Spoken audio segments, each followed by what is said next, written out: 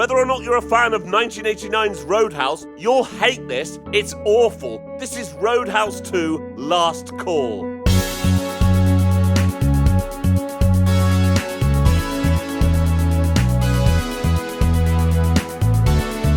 I'm Jay Harangue and I've wasted hours of my life watching terrible films. You should subscribe. First, I'd like to apologise for not uploading for the last few weeks. I have attempted to upload one on Nathan Hill's Revenge of the Guilo. Imagine Jasper as a martial artist in Chinatown, trying to take on the triads. But it got blocked. This is all very unfortunate. It is, however, available on my new Patreon, with every other video that I've had blocked or taken down. For only $3 a month, you can see all these, help support the channel, and have your name appear after my dance montage.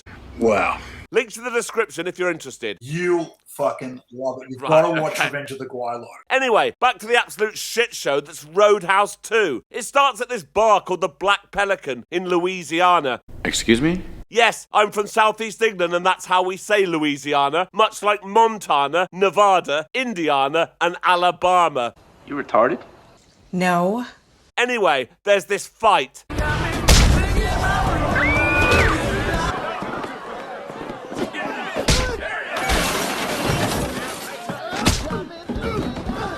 I'm not selling. The owner who refuses to sell is Nate Tanner. After the bar closes, Nate gets an anonymous call telling him that some of his employees may not be as loyal to him as he thinks. The caller tells him he'll tell him which ones if he meets him at this pier in 30 minutes. Cut to this strip club in New York where this DEA agent is busting the world's ugliest drug dealer.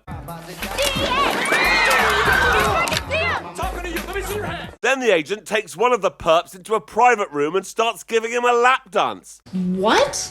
Oh, it turns out this guy is an agent too. This is Agent Shane Tanner. He's Nate's nephew, and he's an absolute twat. And I can pretty much do a yeah after every one of his lines. Back in Louisiana, Nate has arrived at this pier to meet the mystery caller. But oh no, it's this guy he threw out of the bar earlier, and he's brought all of his friends with him. It's okay though, Nate beats them all up. But here comes their leader, Wild Bill. He's the one who wants to buy the bar. Bill's like, okay Nate, last chance to sell or I'll kill you. Nate still refuses to sell, so they have a fight. Now, despite us being 10 minutes in, and there's absolutely no way that anyone could possibly be invested in either of these characters, this fight goes on and on and on.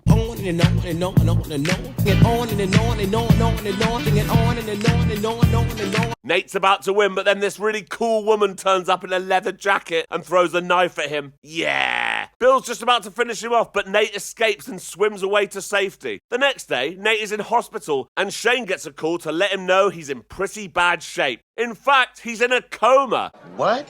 If you're wondering how Nate managed to swim away from that fight underwater, avoiding gunshots, and somehow make his way to the hospital, don't. Just accept he's in a coma. Okay. Shane is somehow still at this strip club. I can only assume that while hours have passed in Louisiana, only 10 minutes have in New York. Anyway, Shane decides to go down to see his uncle immediately. His boss is like, Shane, you can't just fuck off with no notice. Well, then consider me on temporary leave. Yeah. Right, so apparently time means nothing in this film, because it turns out Shane is Dalton from the first film's son. I'm sorry?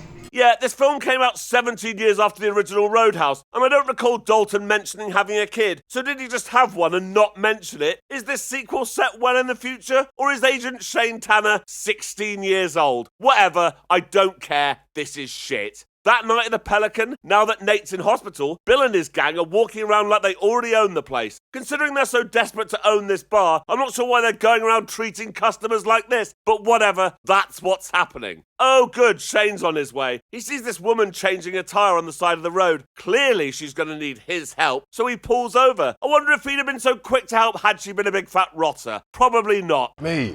Anyway, she's like, I don't need your help. Piss off with your toxic masculinity. But he's like, I just want to help. And he's good looking. So she's like, oh, okay then. After that's finished, he heads to the hospital to see his Uncle Nate. There he meets Deputy Hendricks, and it becomes clear that the police in this town aren't interested in investigating what's happened to him. Shane tells Deputy Hendricks that while Nate's in a coma, he's going to run the Pelican and find out who did this. So he'll be staying at Nate's house, and here we get flashbacks of how Nate taught him to fight when he was a kid. Then he starts playing with this kick bag. That night, Shane's running the Pelican, and we find out how cool and hard he is. Oh look, it's the woman from the side of the road. She's come to say thanks. Her name's Beau, by the way. Really? Yeah, I thought that was a man's name, but whatever. That's what her name is. After work, Shane runs through the rules of how to run a bar. Never underestimate anyone or any situation. Take it outside. Rule number 3. Be nice. Yeah! Essentially, we then switch from scenes showing how cool Shane is to showing how bad and dangerous Wild Bill is. Wild Bill's boss is this guy Victor Cross, and we know how rich he is because he's on a boat. So yeah, the next day this lawyer comes round to offer Shane money for the Pelican, but he says no. The next day we're shocked to discover that the local police are on Wild Bill's payroll. Oh my goodness. Then Beau comes round to Shane's house. They go on a date, and when they get back, his house is trashed. So he calls Wild Bill, and he's like, okay, I'll sell the Pelican. So they arrange to meet on Saturday night. Perfect. Come Saturday night, and it looks like this is all part of Shane's plan. While Bill and his friends are upstairs dealing, Shane's got his friend from the DEA waiting at the Pelican to bust him. But somehow this ends up with Bill grabbing a hostage and escaping on this boat. Shane's decided he needs to shut down the Pelican until all this blows over. But look, Victor Cross has come to town. He tells Bill that he wants Shane and all his friends dead. The next day at the hospital, Nate has woken up. He speaks to Shane about nothing important, so that was a waste of 5 minutes. Yep. Over at Beau's house, while Bill and his friends have pulled up outside on this airboat, they tell her to stay away from Shane and the Pelican, or she'll end up dead. So she calls Shane and asks him on a date. I hope she has a nice ass. Mate. Mates. Mates. Mates. Mate. I thought you were sleeping. I'll sleep when I'm dead. Yeah. So that night, Shane goes to pick her up. She's dressed like she's about to put a curse on someone. They have dinner, talk shit, go back to his house, and then they bang. But oh no, while that's been going on, someone's destroyed the Pelican. Oh no. Shane finds out that one of the bouncers there has been secretly working for Victor Cross. So he jumps through this window with a bin lid and kicks him in the balls. Okay. Victor Cross has decided that all this has gone on too long, and he's going to deal with Shane himself. Ooh. Wild Bill is sent to take out Uncle Nate at the hospital. Oh yeah, we find out that Beau is Wild Bill's cousin, and she used to be in the army. So when Victor Cross and his men come over to Shane's house and start shooting at them, she's not useless. Mates. But they end up inside, and it turns out that when Shane was a state trooper, he pulled Victor over for something and he got annoyed, so he killed his dad. Are you serious? Yeah. What the fuck? Over at the hospital, Nate has heard Bill and his friends coming, so he leaves the room, dresses like a janitor, and starts beating them up with a mop, including the really cool woman with a knife from earlier. Stabbed me once, shame on you. Stabbed me twice. Yeah! Quite the recovery for someone who came out of a coma yesterday. It is. But yeah, this is shit, so whatever. He then beats more people up. But oh no, Wild Bill stabbed him in the back. Back at Shane's house, Victor Cross has had his men drag Beau out the back for some grape soda. Get your fucking pants off. You're next, Fidel. That sounds like Fidel is the next victim. Not that he's getting tagged in at half-time, but anyway. Then Beau beats them all up. Yeah! This distracts Victor, so there's this fight.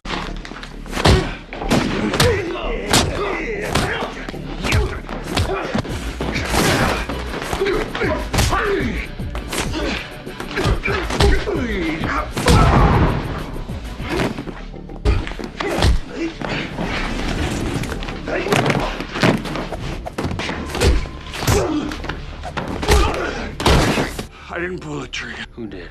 Well, Bill. Where is he? Hospital. So yeah, it all comes down to Shane and Beau versus Wild Bill, who's doing a drug deal at the Pelican. Shane sends in a driverless car as a distraction, a bit like at the end of the first film, just shitter. Then there's loads of gunfire. Oh yeah, Deputy Hendricks has switched sides now because Shane told him it was time to do the right thing. Oh, I see. So yeah, there's more gunfire and it ends up with Beau versus the cool woman with the knife. And Beau ends up stabbing her with her own knife. Wow, yeah, that's brilliant. So she's dead. Meanwhile, Shane and Wild Bill are fighting and Bill is winning. That is until Shane remembers that he was once a child. And this inspires him to turn the tables.